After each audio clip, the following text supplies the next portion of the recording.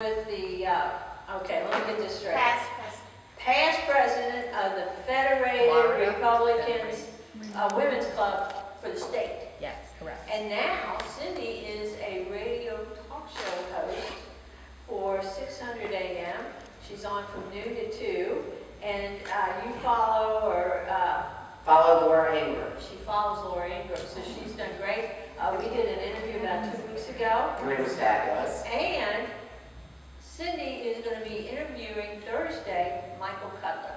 I'm very excited about that. I get to do a lot of things on the radio that I never expected. I will tell you a little bit about my background. I came into politics backwards. Actually, I had a career in publishing and marketing and publishing books. I worked for the New York Yankees. I worked for Miss America. And if you ever had a kid in high school that you bought a yearbook for, I got to have all those opportunities because I worked for a group called Taylor Publishing, which were the yearbook giants, and they had an interesting marketing perspective on the downtime because, as luck would have it, every single high school wants their yearbook on the same day in May or sometimes. So in the rest of the year, what they decided to do was publish what I can now say coffee table books. In those days, they didn't like for you to say coffee table books, but it was an interesting marketing plan that they would go into organizations, and this was back in the day before the internet, when I did these, they would go into organizations that had huge mailing lists, and they would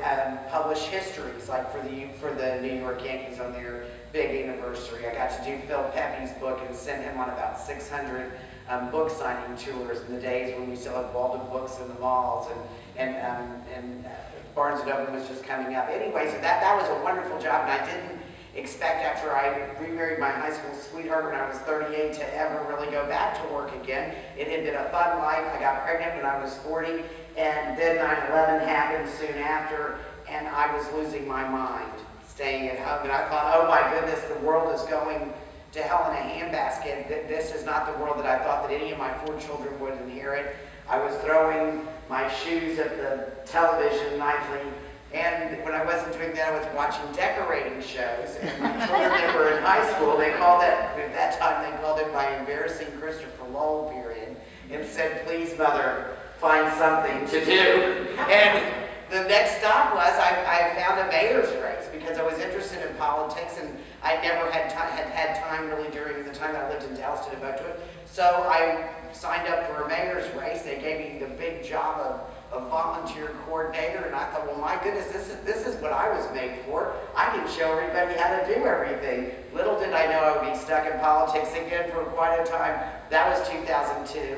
My young son and I, at that point, I called him my chief of staff. We started hanging out with the Republican women. I homeschooled him at the time. We really liked it, and I guess y'all would call me an establishment Republican.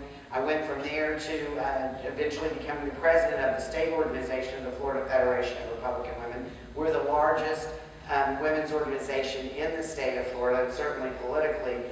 We are affiliated with the National Federation of Republican Women. I now sit on the national board of 10 women, and what I do is try to help plot elections. And as far as the radio show, that came in with my need, and I think like so many of you, blogging was coming in. Everything was coming in, but radio was still there. Radio talk show, especially from a local perspective, was something that the radio station that I got involved in, WVOB, they had become the other radio station. They were the radio station that was second place. They were trying to build a market, had come out of being a sports station, and thought, that this would be great. And they picked up Laura Ingram, and they picked up Glenn Beck. The other group had Rush Limbaugh and Sean Hannity, and being part of the Republican Party in Duval, we thought it was a great idea to put on a show and talk about what we were doing in order to gain more people coming, and that was in 2009. My partner at the time, it was a one-day-a-week show, was Lenny Curry. Many of you who follow politics might know that he is the Republican Party of Florida chairman. He dumped me when he got that gig, and I went to Daily. So it worked out well for both of us.